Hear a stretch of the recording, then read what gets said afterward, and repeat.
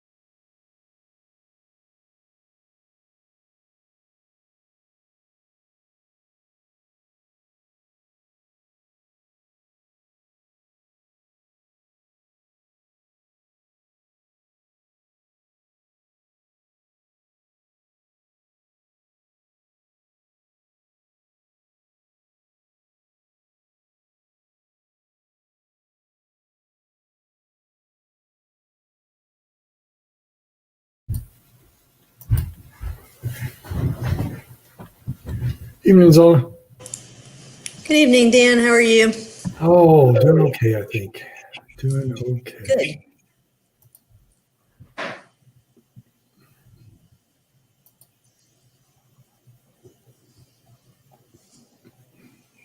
Welcome to our office. Hey, John. Hello. And Alexis, good evening. Hello there. I'm on Facebook. Do you all see the window where this is going to pop up on Facebook already, or are you not? Sarah said it's already up. Is it? Okay. She's monitoring all those things for us. Okay.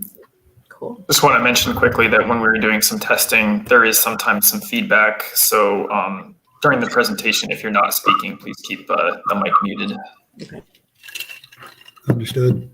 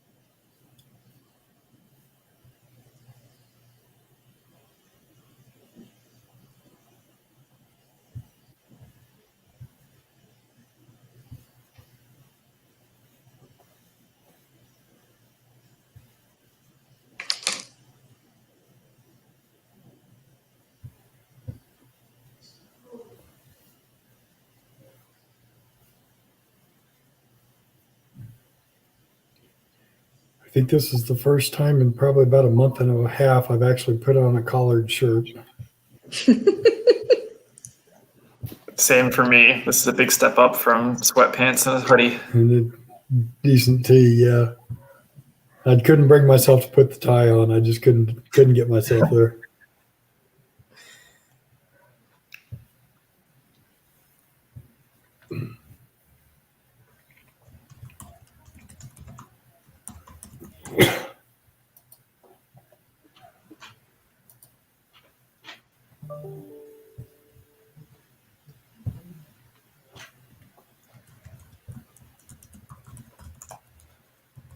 All right, Facebook link on Bernalillo County is up.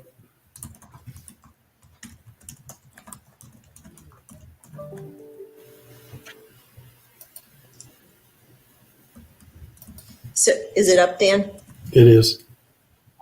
Okay. So just feel free to start at 6. At 6. We'll jump in, yep.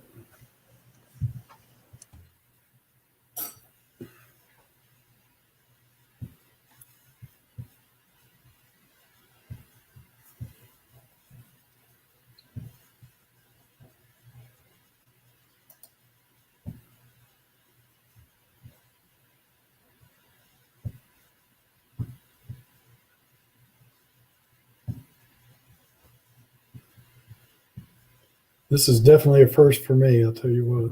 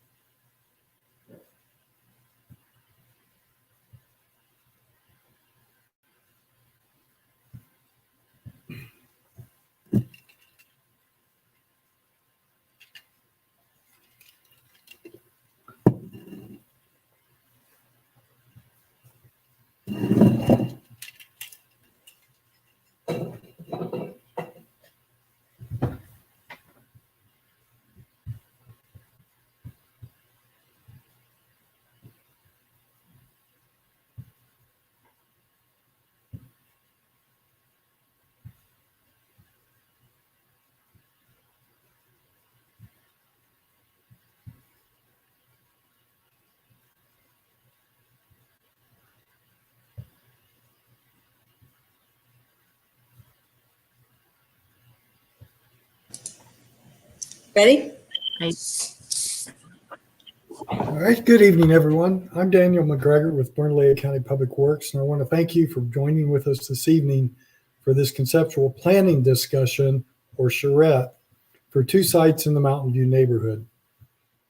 A charrette, as I've come to learn this last week, is a small cart, and the jargon is from architectural students hurrying to finish their models before having to place them in the small cart that was used to collect the models and to take them for consideration by their instructors.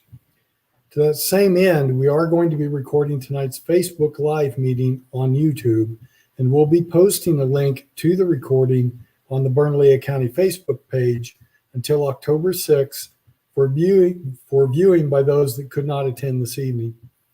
There will also be links to tonight's presentation materials. If you're logged into Facebook, you can also provide live comments to us through the chat feature, which we will be monitoring for questions or comments. Additionally, we will be collecting comments through SurveyMonkey, and that link can be found on the flyer for this evening's meeting.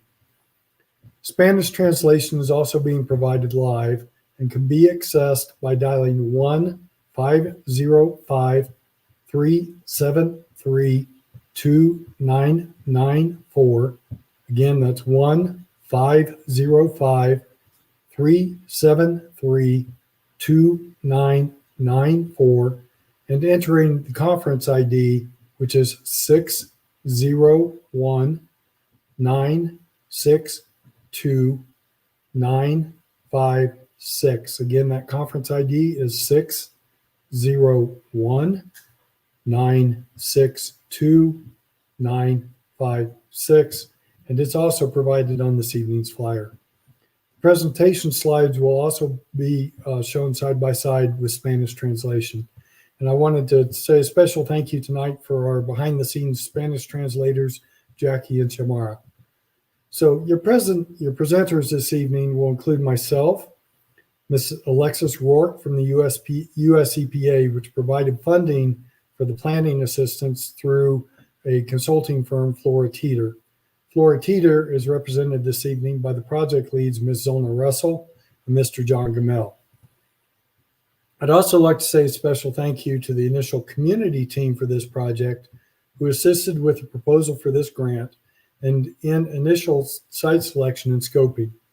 That would be Ms. Jennifer Owen White with Valle del Oro Urban Wildlife Refuge, Sarah Hurto with the Nature Conservancy, Mandy Griego with Housing and Urban Development, Nora Garcia and Laura Silva with the Mountain View Neighborhood Association.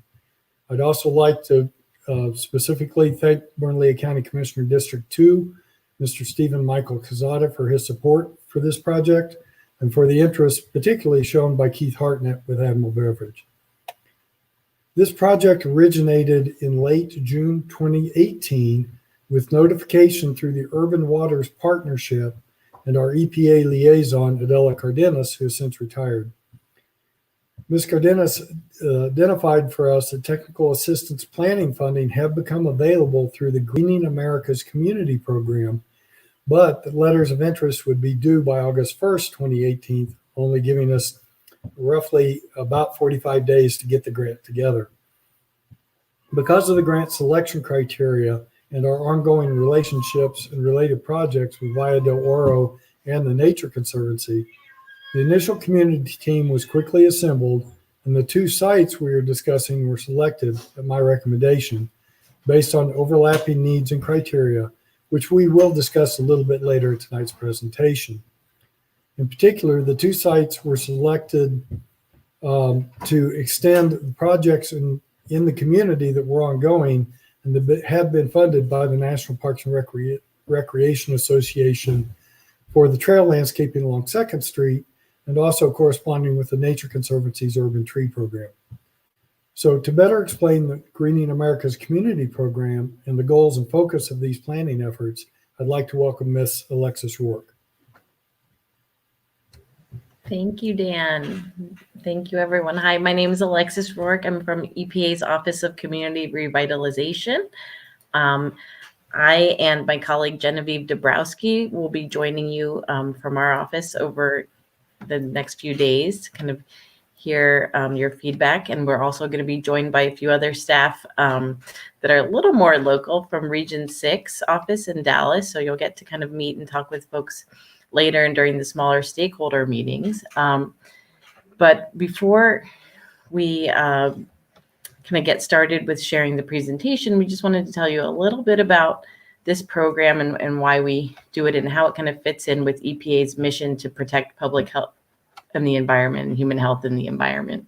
So as Dan mentioned, we've been working on this project for a while together, since late 2018, I'd say, and I had the opportunity to come out and visit Mountain View in January 2019. I had a great experience. I got to meet a lot of the folks that Dan mentioned in his group and get a sense of the neighborhood, which is just such an interesting kind of mix of industrial and residential, and both, with very strong representation from both of those uses, and very well used both of those ways. And so that was a really interesting situation for us, and also something that really was moving for us in terms of reading the application, seeing like, okay, well, there's all these industrial uses. There's the Rio Grande right there. There's the San Jose drainage, and there are all these people's homes and a community center that's very valued right there. And so we were really excited to be able to work with you.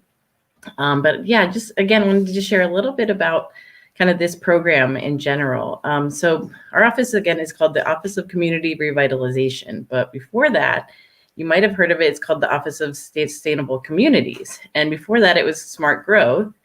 And through all these name changes, the core of the work has really been rooted in what we call smart growth. So I just wanted to kind of orient a few folks to, or everyone, to kind of what that is, and a couple of other terms that you're going to be hearing tonight and then over the next couple of days. And so we can kind of be all on the same page about that. But smart growth is basically ways that communities can grow that expand economic opportunity, but also protecting human health and the environment. And so in our office, we're really lucky. We get to work with communities of all sizes all over the country to identify strategies where they can grow, but that they can also still preserve natural lands and critical environmental areas, which that you have so many of beautiful spaces like that where you all are.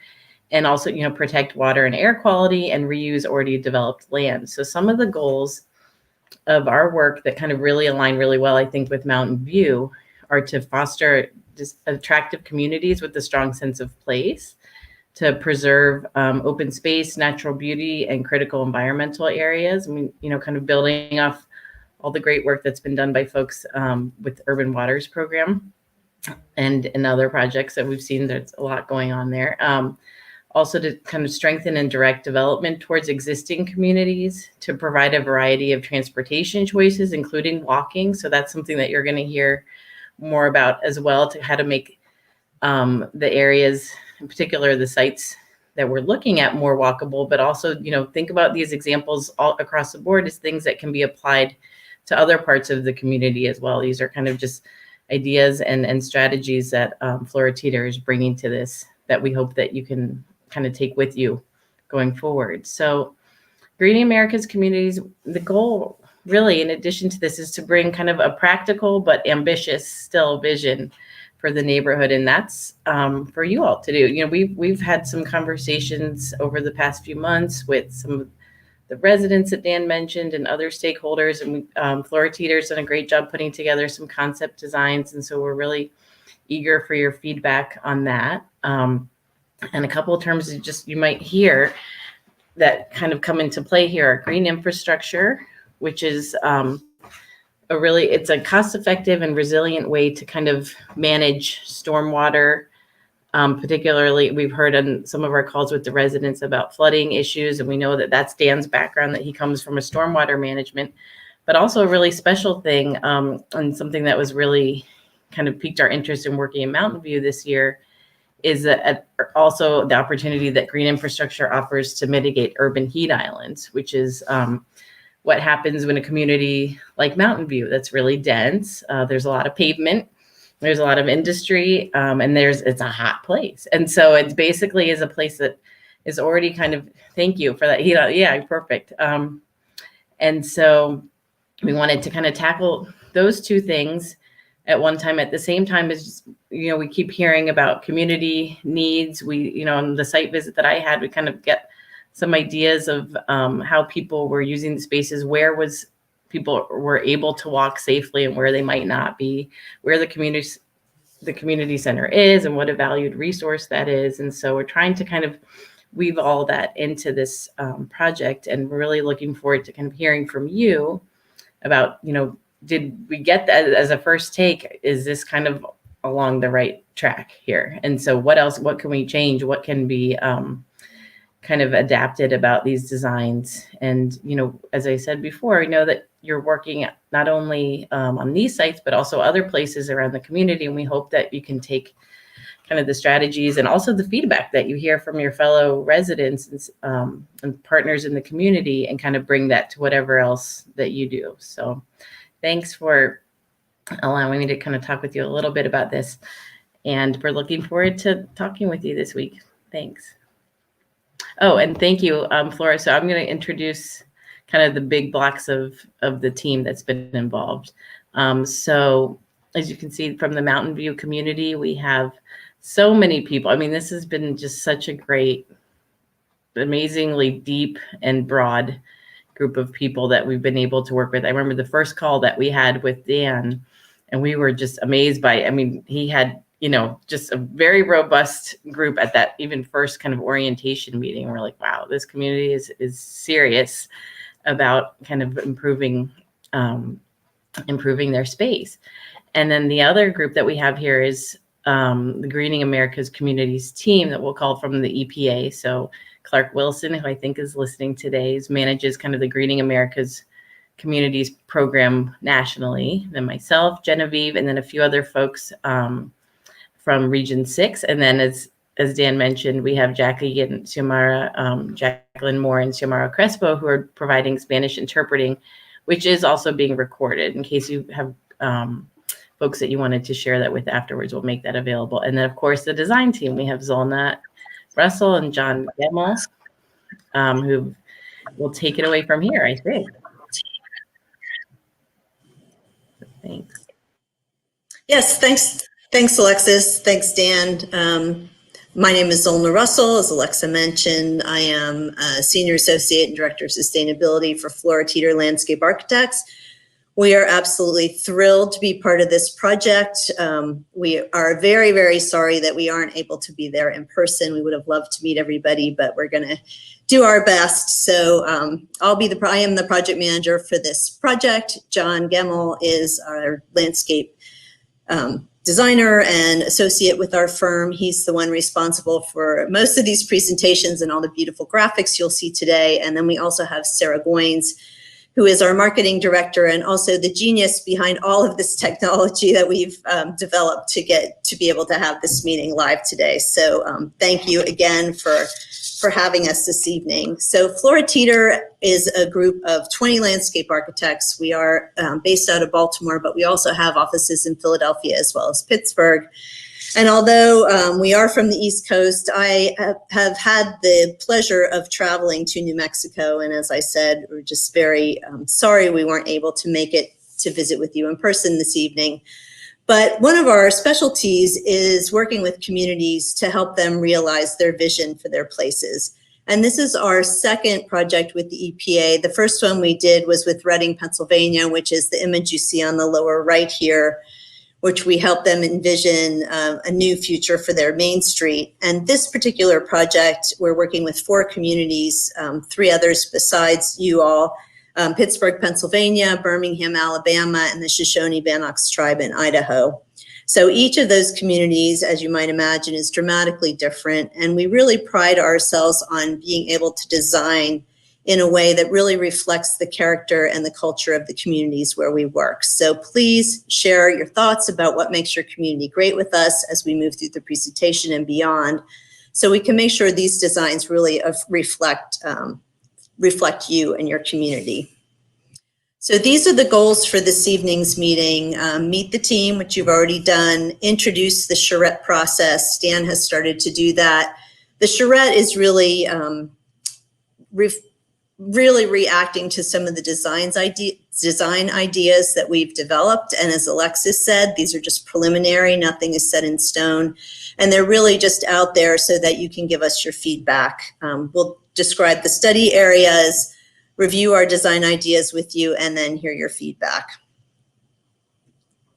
And this is the schedule for our design process, originally envisioned for an intensive 3-day charrette. It's spreading out a little bit longer due to some of the challenges of technology.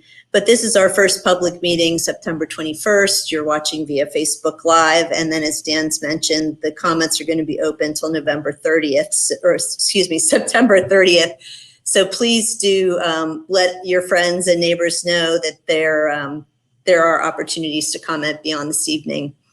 Later this week, Wednesday and Thursday, we're going to have a series of small stakeholder meetings to dig into some of the topics that are pertinent to the development of these two sites.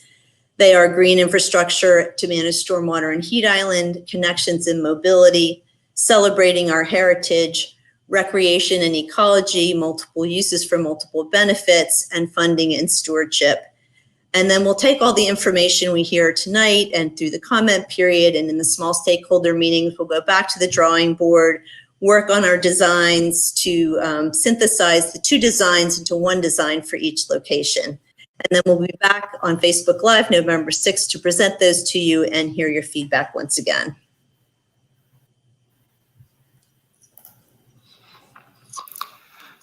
I'd like to quickly talk a little bit about how we as a design team look at new sites and what our understanding is of these Bernalillo County sites. As Zolna has mentioned, we'd love your feedback on our thinking and our designs, but we'd also like to hear if there's any differences between the way we see these sites and the way you use them now, and make sure that gets incorporated into the future uses of the sites. Before you get into explore design options, it's always crucial to understand site context. Dan explained how we arrived at choosing these sites, but once chosen, the surrounding landscape and land uses determine how best they can be utilized. No site is ever really a blank page. A substantial amount of planning thought has already been put into the future of the county and the community. We'll mention a few of the specific documents we learned from, but I want to be clear that our goal is not to recreate the work that's already been done, but to build upon it. Our typical first step in understanding site context is to lay out the vehicular and pedestrian circulation patterns to get a feel for how the sites are being used and accessed. This is a diagram where we did that. You can see Route 500 and Route 303 are the main vehicular traffic routes. There is, of course, the railway adjacent to Route 500 that goes through the area, and there's the International Sunport Rail Station as well. Prince Street Southeast is the main thoroughfare taking traffic through the adjacent neighborhoods and by our chosen sites, which are shown in pink. Connections to public transportation are also there in the form of bus stops along Prince Streets. And there's, of course, the San Jose Drain, which goes through the sites and is also being used as a walking trail already. Finally, there's a potential bike path network. There's an existing bike path along Route 303, but some of the planning documents lay out the potential to expand that bike network to the areas seen in the white dotted lines. These patterns start to inform how green infrastructure would differ for each site, but they also show where there are opportunities within building green infrastructure for community amenities. Let's zoom into the first of the two focus areas. John, I think Dan's going to give us some background on how these sites were chosen before we do that.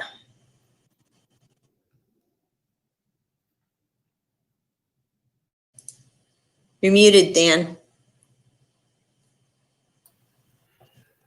As I mentioned earlier, Bernalillo County was given 30 to 45 days to identify two sites for consideration under this Greening America Communities grant.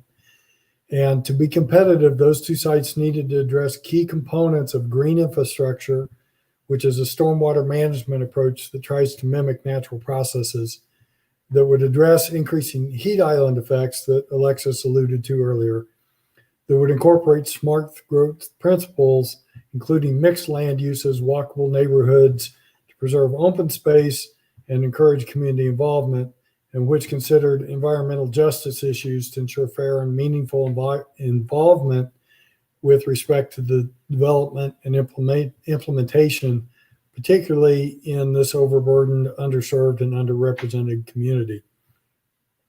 So these criteria led us, the initial team, to selecting properties with existing or planned stormwater infrastructure that were no more than 5 acres in size in 2 different land use scenarios, that being the industrial business park and a marginal residential business interface, which is so very typical in the Mountain View area. And they also needed to be a bit away from the Rio Grande Bosque to better address the known heat island issues. They also needed to be sites that could be used as models and concepts that could be replicated throughout the community. So the various reports and documents which helped inform my initial recommendation, and which were then vetted by the initial planning committee, are listed in a later slide and included the potential for arid and low impact development design, aspects of the Sunport development plan, the county's purchase project, as well as its green print studies, and the area's master grading and drainage plan, which is why the 2 stormwater ponds that we're working with are where they're at, is because of that master grading drainage plan. Existing county ownership, or at least existing defined maintenance relationships for those stormwater feature owners, was also a key consideration in choosing these 2 sites.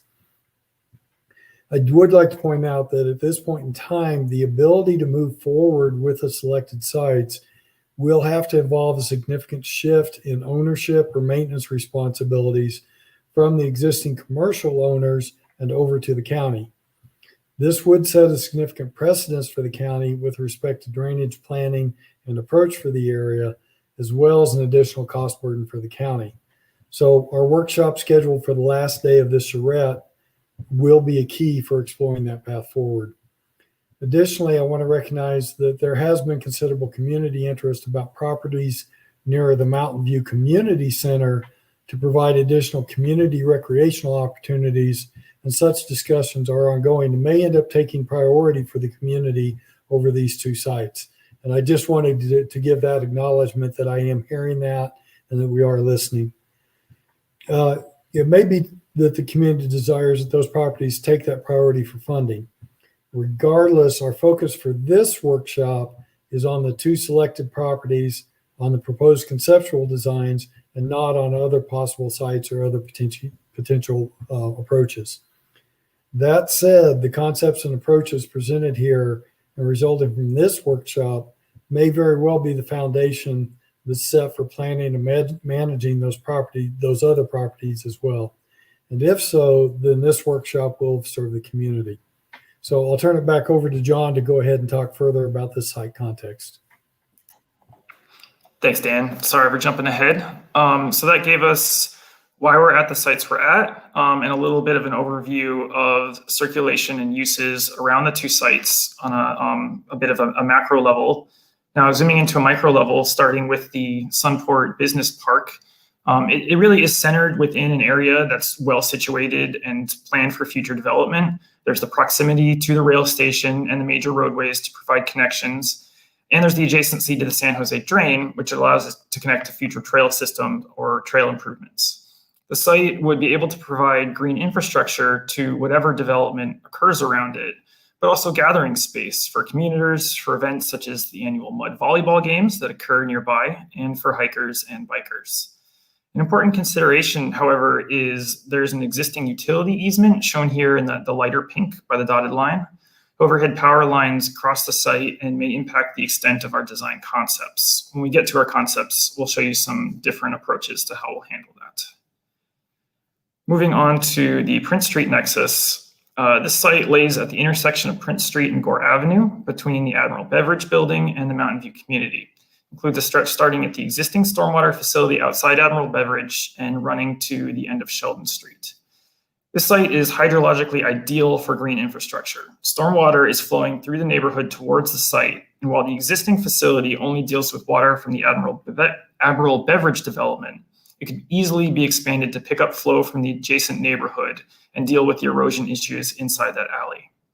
And in doing so, it'd then be efficient to work in neighborhood level amenities for the nearby community and Admiral Beverage employees, improving a largely unused alley, providing pedestrian connections from the residential areas to the bus stop, and providing a safe crossing across Prince Street.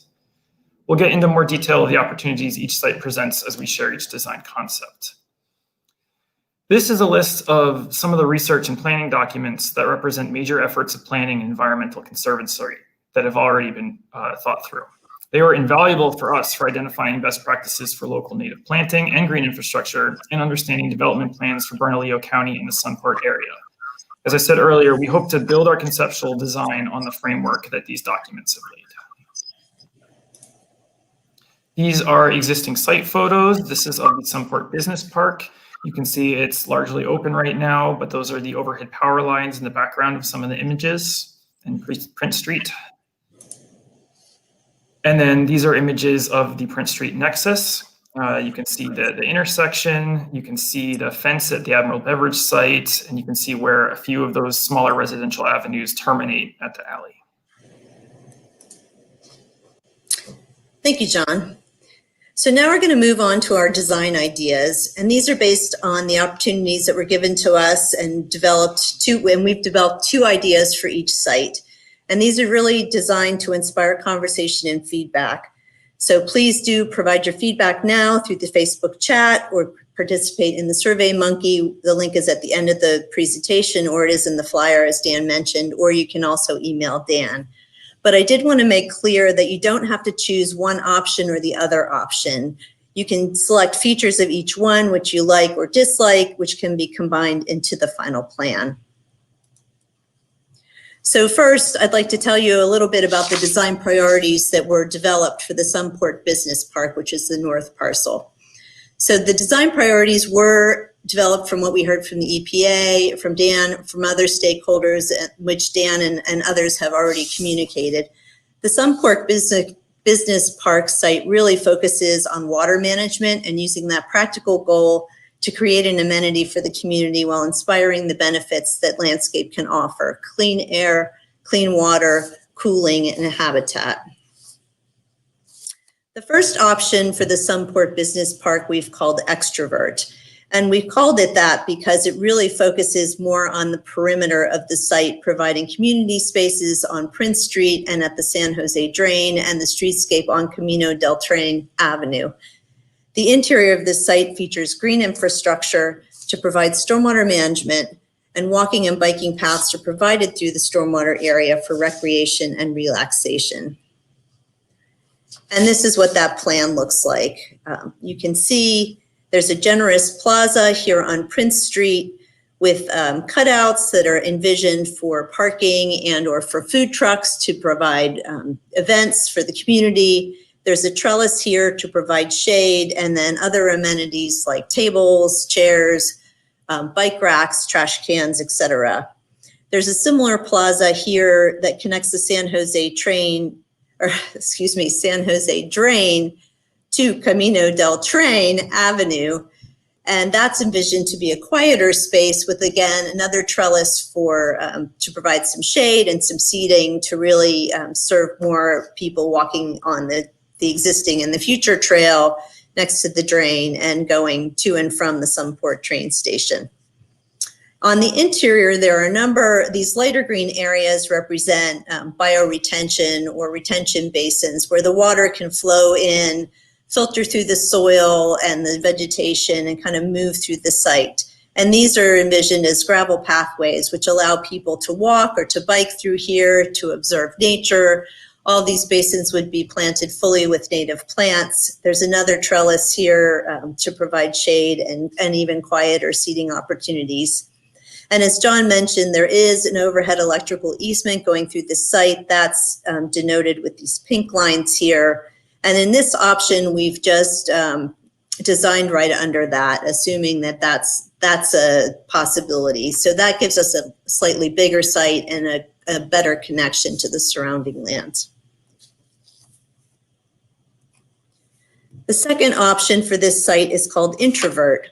And Introvert, as you might imagine, focuses to the interior of the site, providing a more contemplative experience. And this option does not include the power line easement and thus relates in a smaller space.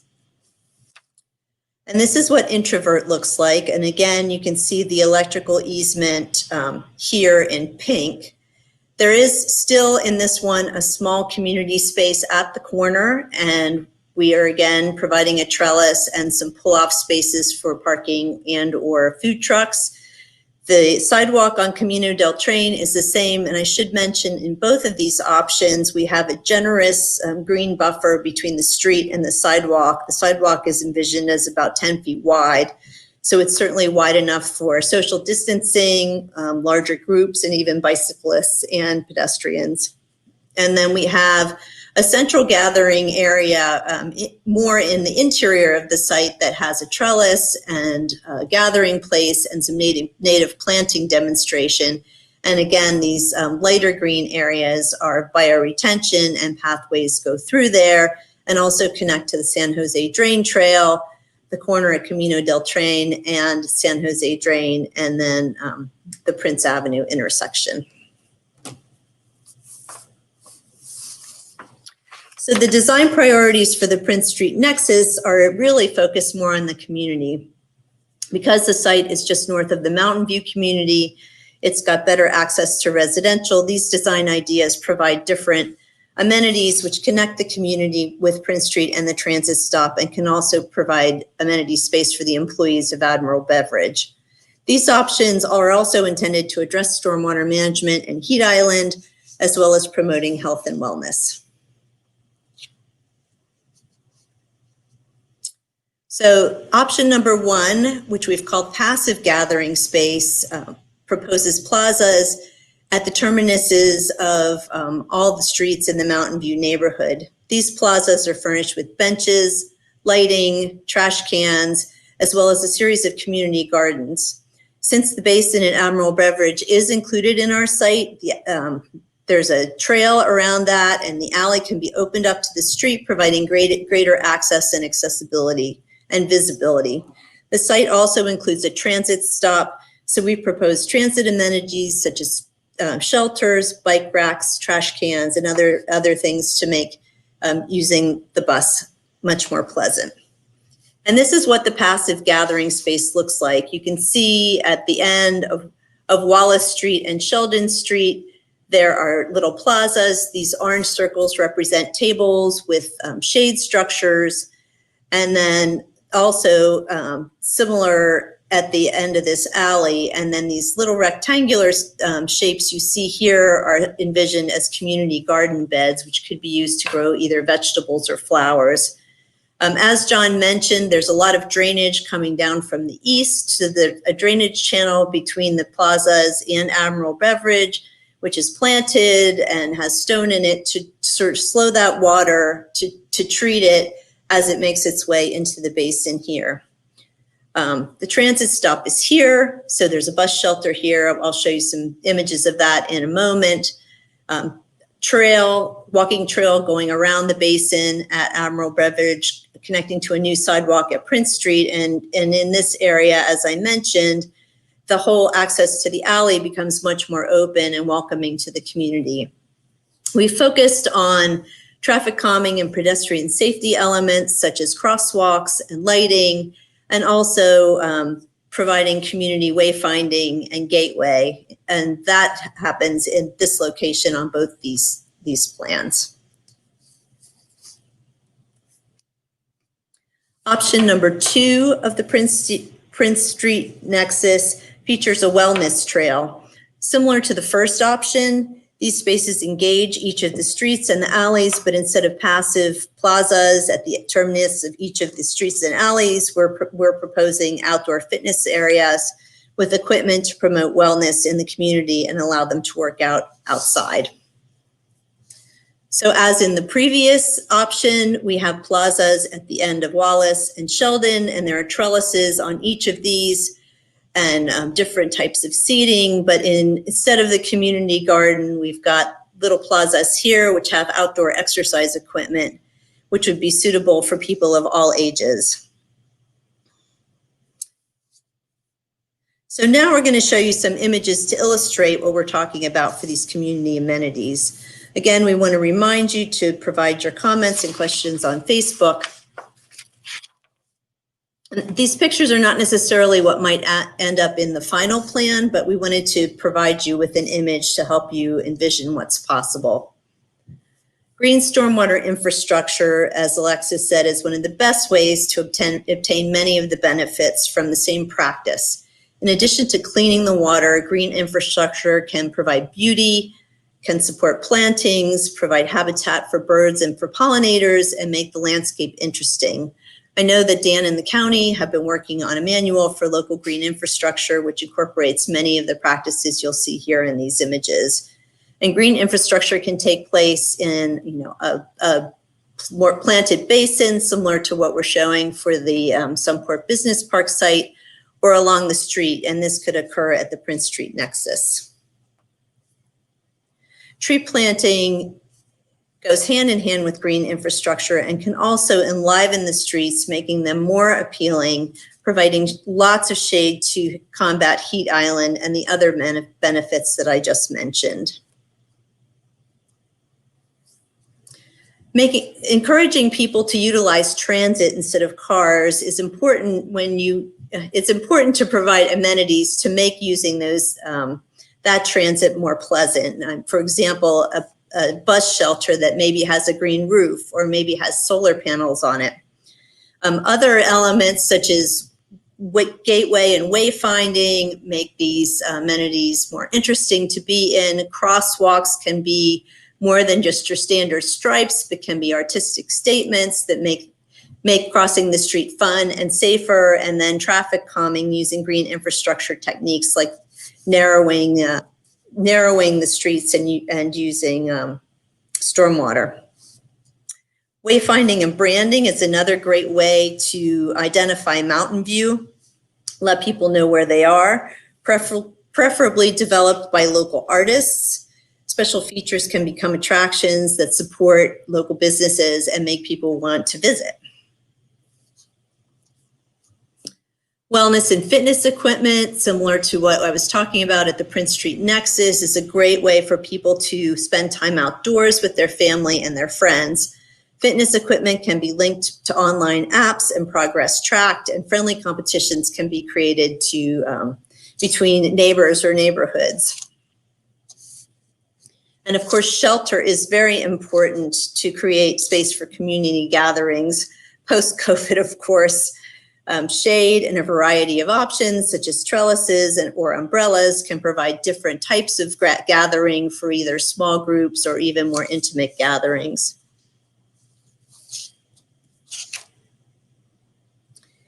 And programming and activities such as food trucks are a great way to activate spaces and attract people.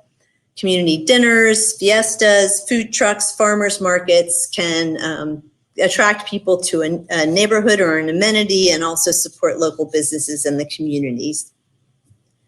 So that's what we have to show you this morning, or this evening, excuse me, in terms of the plan, but I did want to give you an update on what comes next. So we've been working for several months to develop what we just showed you, in this presentation, as I mentioned, and Dan's mentioned, will be available for another week on Facebook. Once we accept the comments, we'll be continuing to work with the October 6th Facebook presentation of the final plans. After that point, we'll continue to work with the stakeholders, the county and the EPA to develop a memo to start thinking about implementation, funding, and stewardship to make these plans a reality. So please do let us hear from you. We post some questions, but you can provide more feedback, post on the chat here, take the SurveyMonkey. The link for the SurveyMonkey is included here, or email Dan at water@burnco.gov. So look forward to hearing from you, and I think our speakers are going to unmute and we're going to take questions. So this is Dan, and I've been watching the chat. Marla, I particularly wanted to say thank you to Marla Painter for joining in. She's got two very appropriate comments, one of which I think we're very aware of during the planning process. And the first comment she had made was in previous planning efforts with PNM, which is the power utility for the area, that Mountain View hadn't had much success in allowing, or PNM allowing them to do anything at all underneath their easements. And so she was just asking if we had been in contact with PNM, or how we had entered or gotten into our considerations. And so I will say I don't believe that we've had any direct contact with P&M. They were invited to at least participate this evening. I do know one of the planning documents was their planting document for their easement areas, but that's as far as that contact has gone. Zona, John, do you have anything to add on that? No, that's correct. We haven't had any direct communication with them. I mean, there are always best practices when doing anything under power lines, planting low species and making sure that there's nothing that will either interfere with the lines or with potential maintenance of those lines. But we would need their feedback for whether we can do anything at all. Yes, that's exactly right. Yeah. And that's why one of the options showed no development under the easement, because we wanted to make sure we knew how much space we would have even without using that. Okay, and then the other comment that Marla's made was the people actually in that Prince Street neighborhood. And her comment, her perception is that the folks in that neighborhood might not feel comfortable doing public exercise. And I don't know the community well enough to know how to address that. Marla, if you've got anybody in that community that you're more in touch with that could be kind of a gatekeeper for us, I'd love to have that conversation. It's something I've been struggling with through this whole process. So your point's very well taken. If you've got any ideas on how to sound that out with them better, I'm all ears to figuring that one out. Yeah, and I do want to reiterate, that's why we throw out these different ideas as part of concept development, because some of them are things people absolutely love, some of them just don't hit. So if that is true and people would not feel comfortable exercising publicly, then that is definitely something we would like to know, and we can certainly adjust the plans to make them more appropriate to what people really want. Okay. And one thing I will point out, and I don't remember, Marla, whether it was you or whether it may have been Nora Garcia, one of the real concerns with that stretch of property there behind Admiral Beverage is just its use for misuse in terms of, drug addiction, becoming an attractive hazard for homeless, those sort of things. So that was very much in the mindset in terms of trying to have that higher level of public involvement, just to get people moving through that area, because that in itself would tend to discourage the activities that we don't want. So I do want to let you know that I do specifically recall having that conversation, and that was also passed on to the planners as well early on, that definitely was one of the neighborhood concerns. And we just got a comment in from Aaron LeBrake. Good evening, Aaron. Good to see you with us this evening. Aaron's with Friends of Via del Oro. Suggestion for working with ALMA, which is a local Mosaic Arts leadership program that works in the local community. And they're kind of engaged down at Via del Oro. So we will take that one under advisement. That's contact I don't have. So Aaron, I very much appreciate you passing that on. Yeah, And that's a great opportunity. And then Marla was talking about possibly contacting the folks in the neighborhood door to door. Yeah, and basically if they can't play music and have a few beers, why would they use that property to get together rather than their backyards? Yeah, fair comments. If it's county property, the alcohol can't be there. So, that is the nature of the beast. And then Aaron was also talking about connecting community garden program to see if it's an area they'd use. Aaron, we specifically have included two of the master gardeners in the neighborhood, and I'm sorry, the name's escaping me right offhand. They have specifically been invited to the workshops for that very particular reason. So I appreciate you calling out on that. So, and then, and so Marla's just chiming in also that, that whole interaction of having a public space, and then will people be afraid to use it for the public space because of what might or might not be there? And that's a real challenge. It is. So, but we have to start. I think that's we why have to start the conversation somewhere. So. Right, and I think it's why it's so important to get some feedback from the actual community of what would they like to use the space for, because if we just clean it up and provide an open space, those negative uses might still happen. It's about changing people's perception of the space, giving them a new program, a new way to take ownership over a space that might have had the perception of not being any. Yeah, I also think that's really underscores the importance of programming and creating positive activities there. So you want things to happen there that people want to go and do, and the more people that go and do it, the less the negative activities will happen. Okay.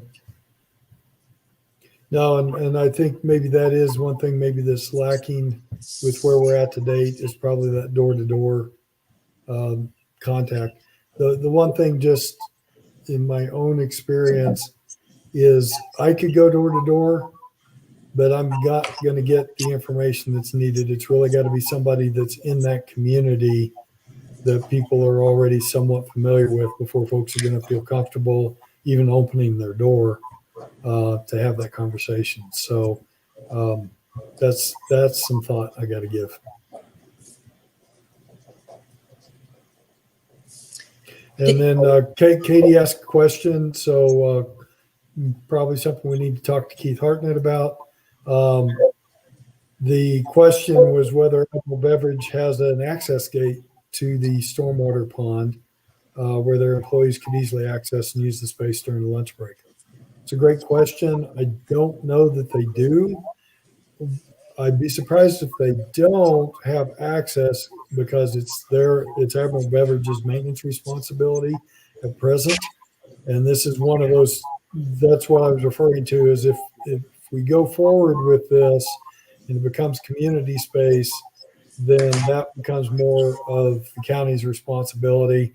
And, definitely we would love to work with Admiral Beverage and, have it as a relief space for their people.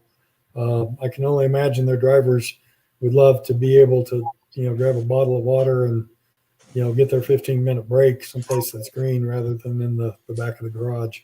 So.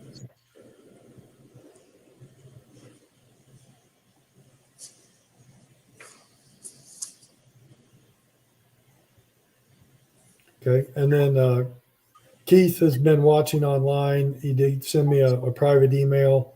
He does kind of like the ideas, but is just wanting to engage with county a little bit more one-on-one. And definitely with it being a commercial thing, definitely want to respect that. But did want to let you guys know that he was listening and participating in. So does anyone have any feedback on the options specifically? I can go back and show those in a second.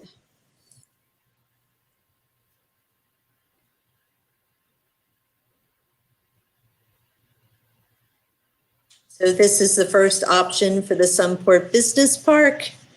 Anyone have any specific likes, dislikes about this one? Realistic, this is the one that does have the development underneath the electrical easement. So, but it could easily be adapted to pull out of there.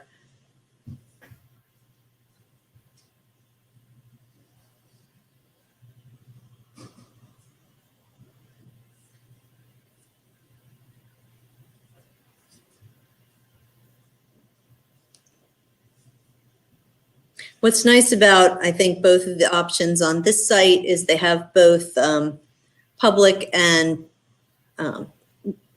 they're more public and more nature-based activities. We've had a request to review the options again. I'm happy to do that. This one called Extrovert really is more outward focusing. So there's a fairly large plaza on this one on Prince Street, which has a trellis, seating, bike racks, tables and chairs, and then a pull-off, which could be used for either people parking to enjoy the space or for food trucks for community activities.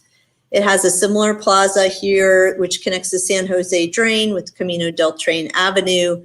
And then these paths that run through the site are envisioned as gravel paths, which go in and around the lighter green areas, which are stormwater basins, which are planted with native plants, which will be beautiful, and lots of trees in this area, which are supported by the water to provide shade. And then here, there's a smaller trellis and kind of a quieter seating area. We'll just go right to the next one. This one is called Introvert. This has many of the similar features with a series of stormwater basins which flow through the site and pathways that bisect them. In this case, the main attraction is a trellis and a plaza, which is interior to the site, and we're envisioning a native plant demonstration planter in here. This has a much smaller plaza on the corner, again, to provide some opportunity for some activation, but it doesn't have the plaza in this corner.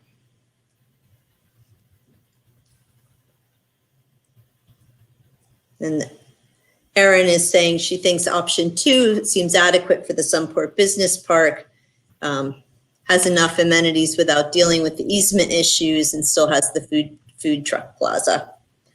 So it would be great for us to understand how the San Jose Drain Trail is used. I know at this point it's a little bit of an informal trail, but we understand that there are plans to make it more formalized over time. And do people use that as a cut through to places for recreation, other activities? It would be great to know that. So if anyone can fill us in.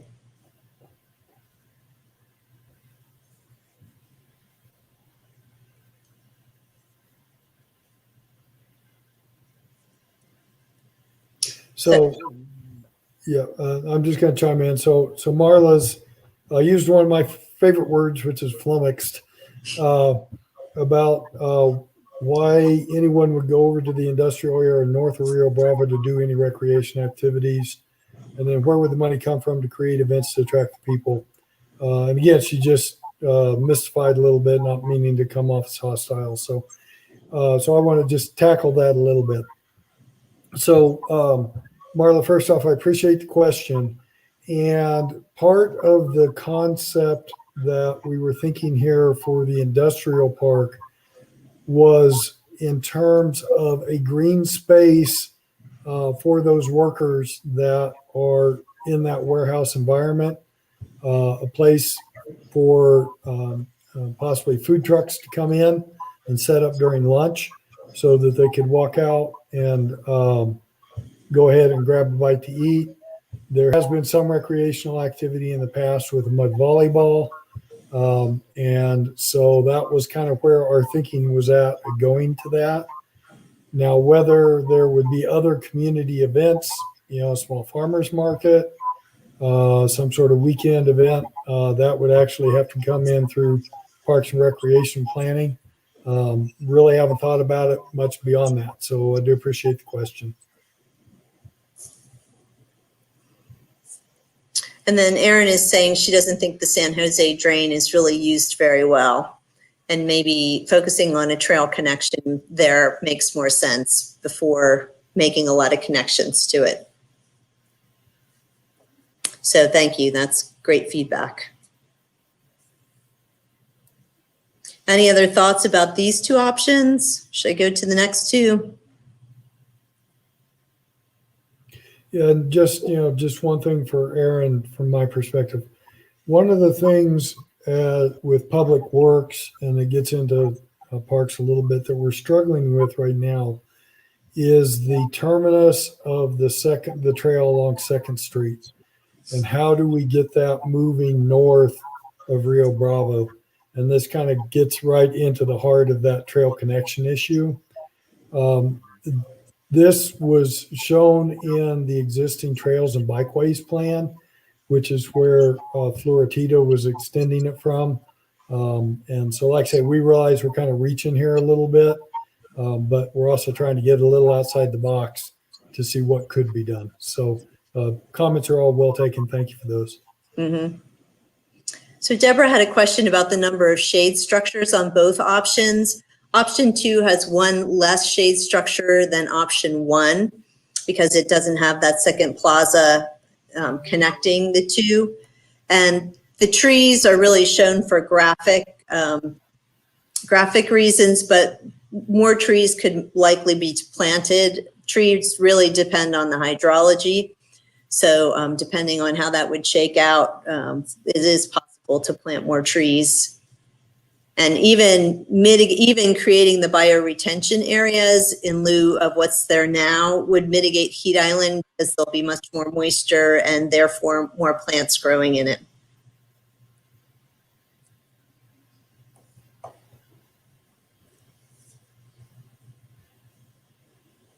Okay.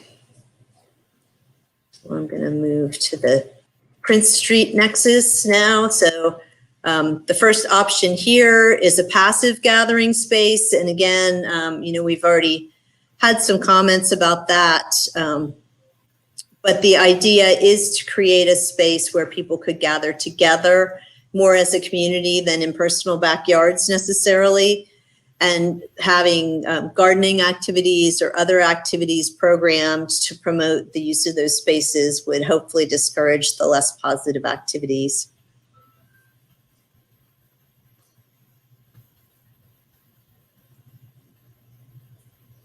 And then in the second option, we have a combination of passive gathering, trellises, shade, as well as the outdoor exercise equipment.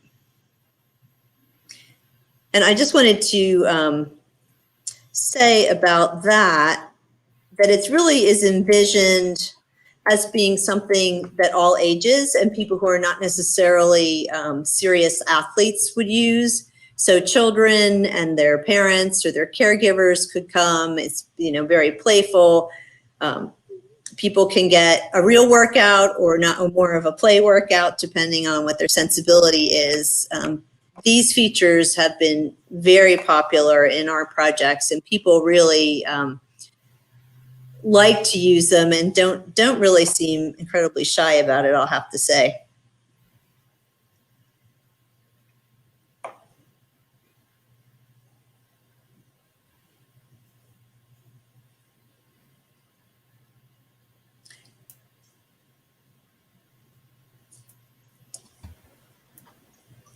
Everyone, this is one thing I'd like to kind of ask of folks that are listening or kind of following along the presentation on Facebook is, I know when we did the site visit out to this space, one thing that struck Dan and I as we were walking through is kind of all these mountain bike tracks. And I was wondering if there was anyone that was able to join us today that might speak to kind of what do they see going on in this space right now? Because I think that's where some of this kind of active engagement, active programming came from, of thinking about, what are some of the things that people already like to do there. And we'd really love to dig into that a little bit more. If there's anyone on the line that has that information.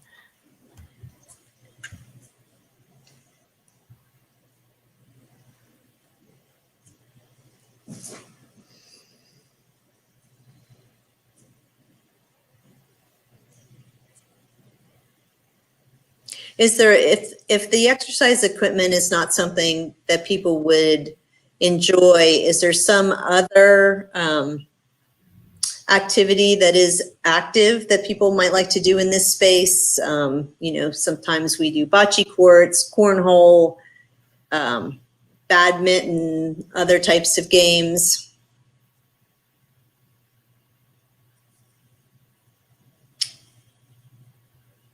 Yeah.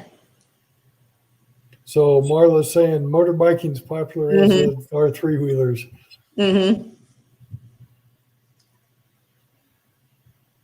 So would there be some interest in formalizing a motorbike track in those areas?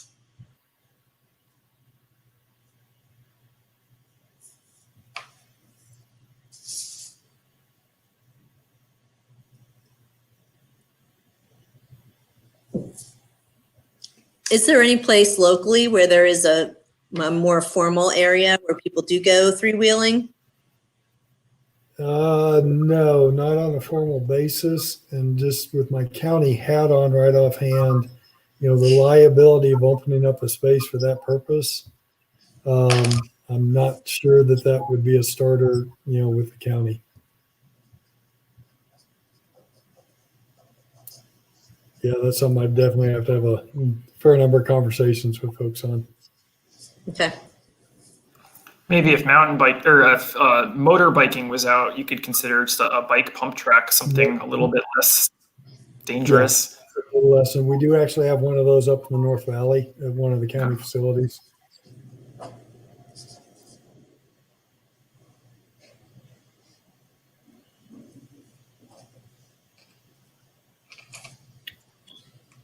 So Marla was joining in, was talking about soccer and basketball. We had talked about soccer, Marla, as one of the possibilities, but just the width of that alleyway was such that we didn't think that that was going to work. The basketball hoop idea was one that we had talked about possibly using in the plaza areas, I think, just because that's a little bit easier to do on a smaller scale.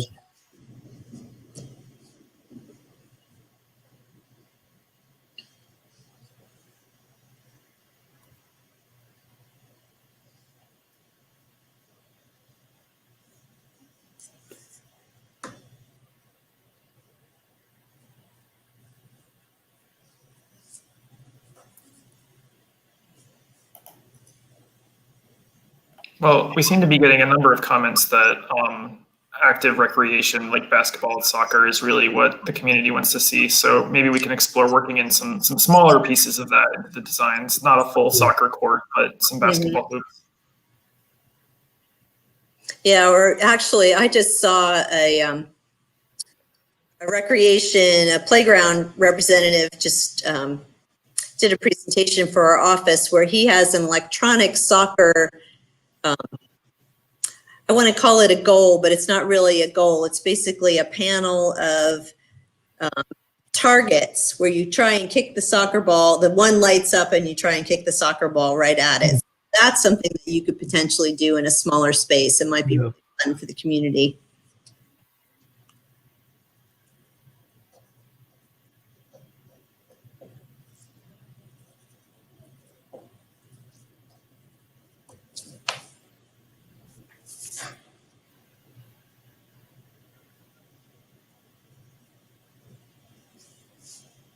Okay, Aaron likes the idea of yard games. Okay. Is there anything else that we haven't mentioned here that we should be considering?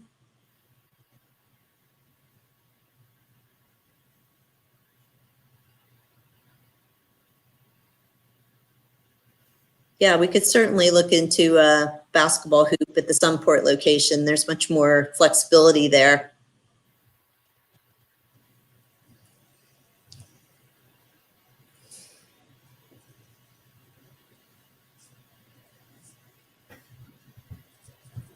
Yeah, that connection to Second Street's a real critical juncture point to get this to flow and work. So, but that's probably a little beyond the scope of what this grant is intended to do. So, Marla's chiming in. Yard games might actually catch on, especially by the kids. Excellent. And that may be a certain amount of a cultural thing that's going on. I don't know. Versus the outdoor exercise. Yeah, I mean, we do put yard games in many designs, and that's certainly something we could look at. And especially the Prince Street Nexus site kind of lends itself to that because a lot of them are kind of long and linear. Yeah.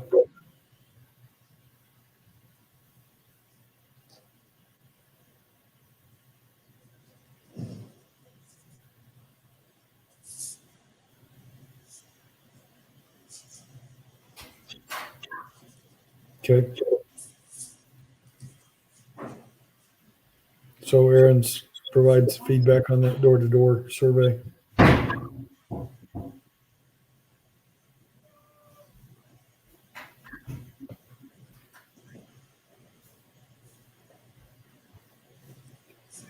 So maybe that's one of the questions on the recreation workshop, Zona, that we might want to add is, what would really work there? And then, how do we go about doing a door-to-door survey in that neighborhood that would get us something meaningful? Okay, I'll add that. And so then Elvira's asking about farmers market. Elvira, are you asking with regard to the Sunport location or the Prince Street Nexus location?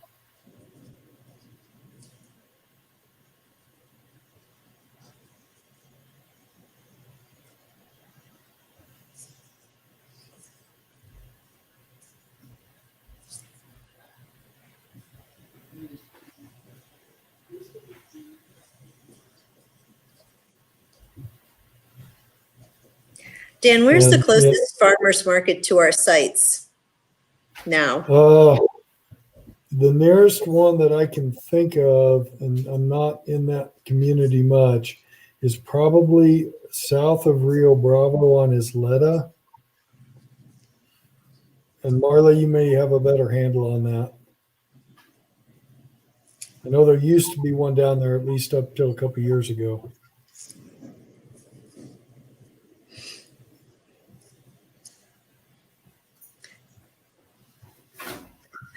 Do you know how big of a farmer's market we would be talking about? How many stalls? A relatively small one, 10 stalls, 20 stalls? Mandy Griego said the nearest one's probably been on Bridge. And that, if it's the one I'm thinking about, that's actually on another county facility, kind of on the gateway area there. And Mandy, I'm thinking that's probably maybe 20 stalls, something like that.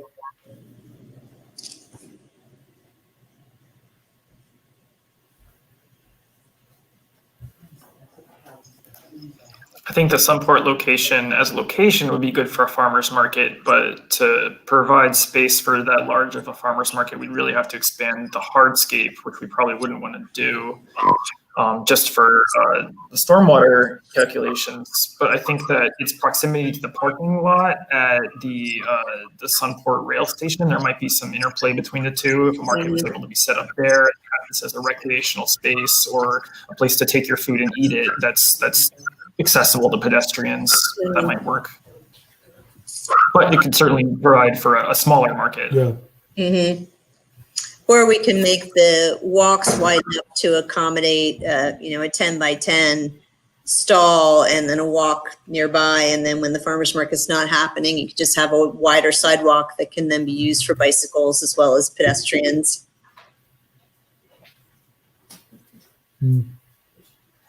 So it sounds Yeah, like and- farmers markets are very popular. So that's definitely something that we can look into. And actually using the rail runner station for that farmer's market is probably a very viable option. We have been running some neighborhood cleanups and staging the waste container bins there at Rio Bravo the last couple of years at the Sunport station, and with traffic flow and everything, and that has worked. So I think there is room there to make that happen. Okay, great. There are any other community events that already occur that could be hosted at either of these sites? Flea markets, movie nights, concerts, anything like that?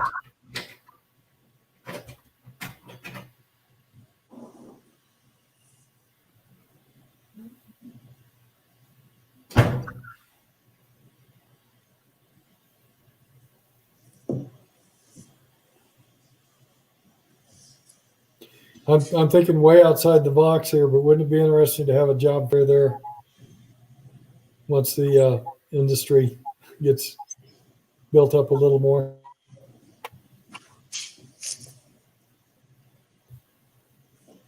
Yeah, that'd be perfect.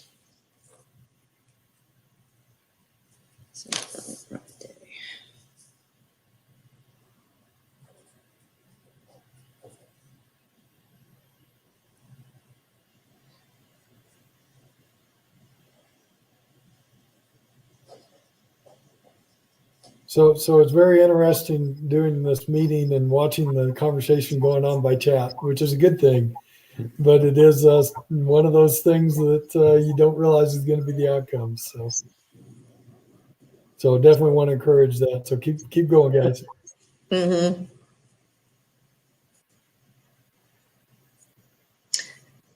So Dan, who typically would do this sort of programming? Would it be the county park and rec, or do you have another agency that does that? It would either be Parks and Rec or possibly Community Services, depending on what it was. They tend to lead that. Might be a little bit of economic development involved, but they are typically more on the financial project side of things. So when you guys are talking about community events, what size events are we typically thinking? Is it 50 people? Is it 100 people? Is it 500 people? What would be appropriate?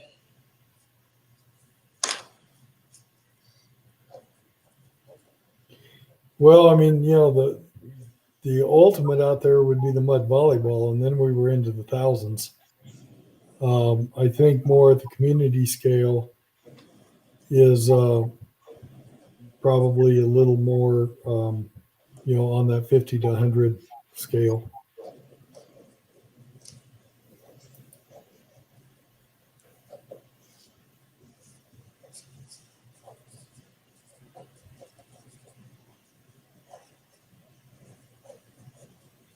And then, the other thing that Mari Sambana is adding on is possibly, if we start talking about the community type events, to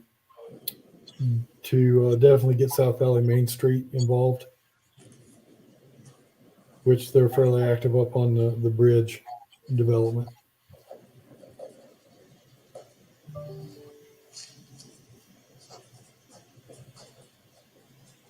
And then Mari gently reminded me, organizing a new farmers market is not a small undertaking. Richard Meadows, who will be with us with the transportation planner, actually did that for a number of years while I was managing him, and it ate his time up. Yeah.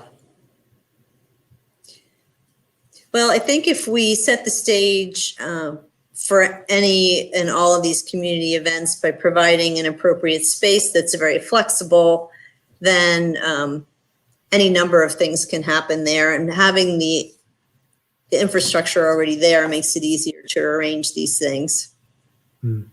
Marla pointed something out that actually is a really good point, particularly for the Sunport site. One of the local microclimate problems we have is winds coming in from the east out of Tijeras Arroyo. And that Sunport site is at the tail end of the arroyo. So they can get 50, 60, even sometimes 70-mile-an-hour gusts going through there. Oh, Get some wow. of those backdoor fronts going through. So she was talking about the need for windbreaks, Okay. particularly springtime, April, May type events. She's spot on with that. I've forgotten about that little localized issue. Certainly.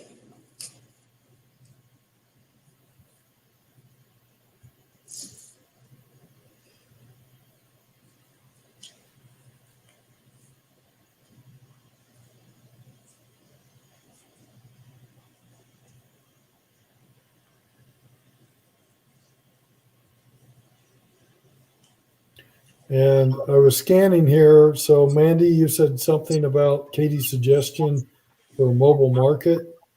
I didn't quite track what you guys mean by mobile market. Is it a farmer's market that moves from place to place, or is there something else there?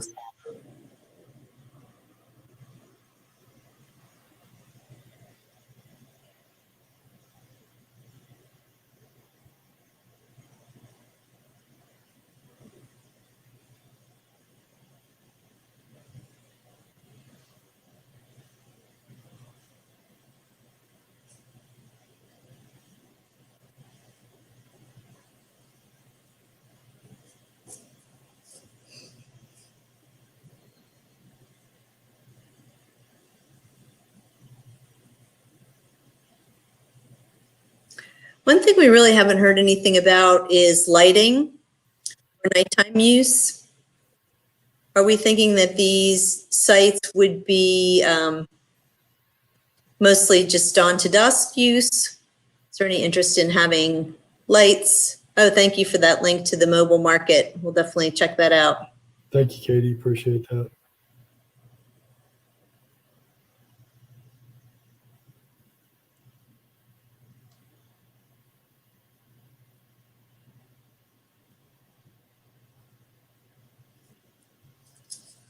And I think the lighting, I think that's going to be a real key thing, particularly for the Prince Street Nexus site, just because it's kind of back out of there, and having some appropriate lighting in the evenings to encourage use by well-intentioned people is probably going to be a key thing.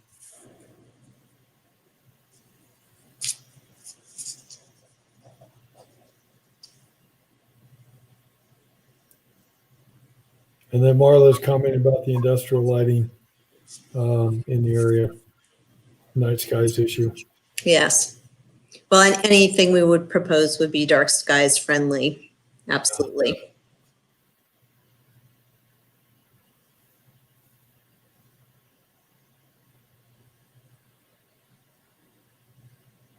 Okay. Any other last comments? I think all this feedback has been really wonderful and very helpful to us.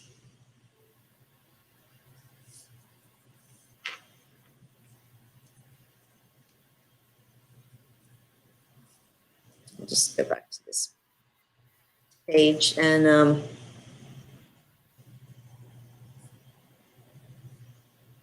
yes, definitely the dark skylights.